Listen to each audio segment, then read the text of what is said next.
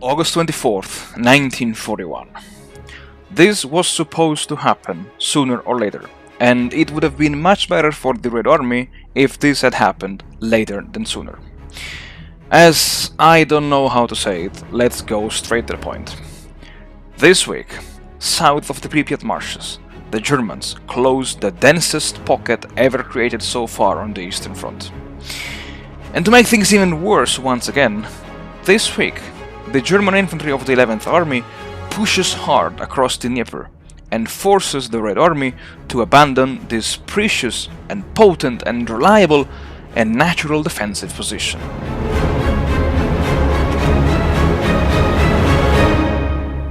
Howdy folks, welcome back to the channel and welcome to the second episode of this new turn in War in the East 2, the PBEM challenge. And yes, the time has come to have a look at what happened south of the Pripyat marshes.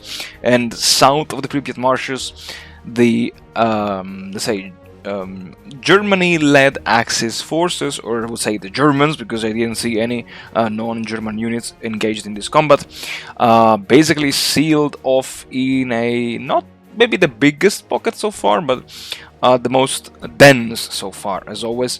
The most dense pocket ever. A bunch of troops that I was not very keen in losing, and while many of them will be disbanded anyway in the upcoming turns, some of them will return sooner or later in the reserve tier boxes, like for instance the 410th Rifle Division or the 50th Tank and the 109th Tank Divisions.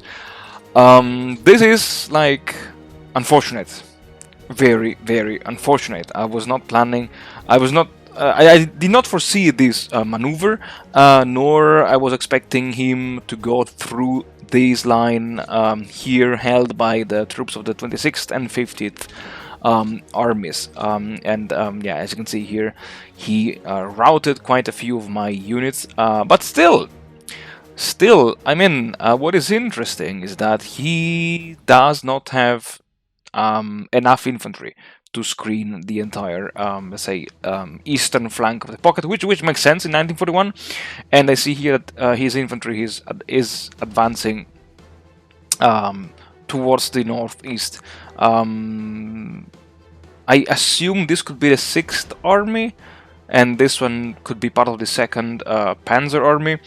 And interestingly, there is a stack of units, so maybe he has some units held in reserves. I don't know, but what I know is that here the situation, as always, doesn't look too good.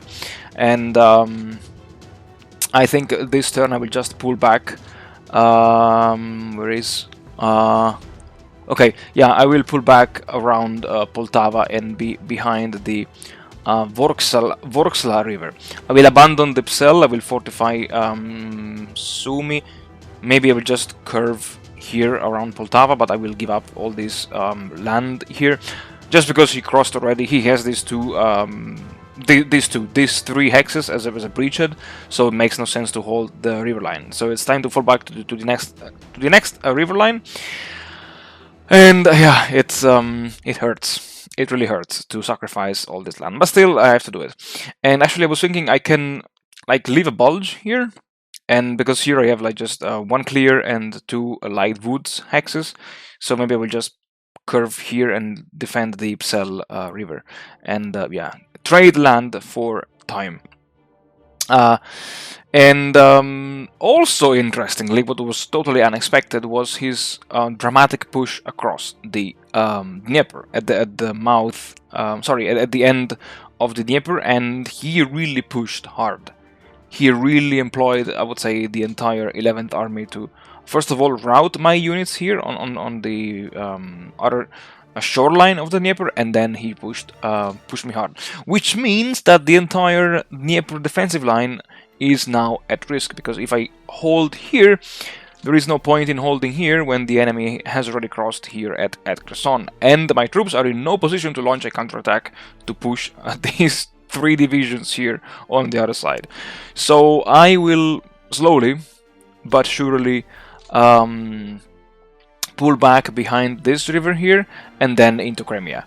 It's maybe a bit early to pull back into Crimea, but I have no other choice. I really have no other choice than just to pull back.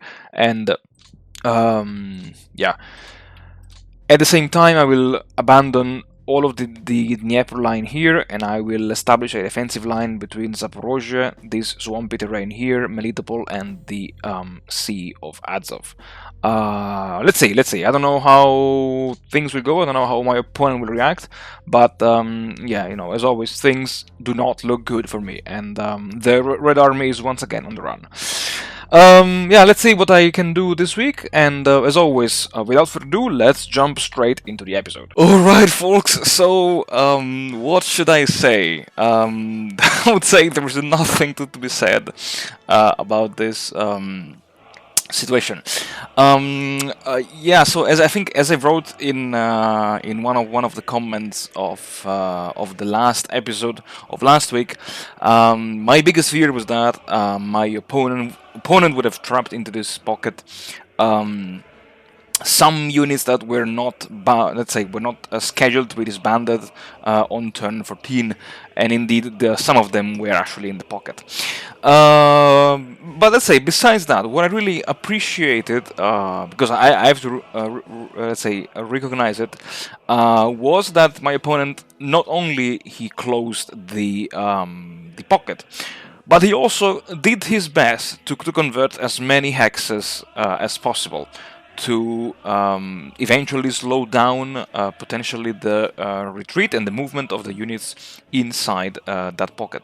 And I don't know if he did learn from me, from watching me playing against the AI in 1941, but I think this is a very effective strategy because by forcing me to eventually potentially, let's say, move and reshuffle my units inside the pocket. My units are now forced to spend even more MPs, therefore also losing potential, let's say, some combat power or combat efficiency, let's say, to open up a gap and escape from the pocket.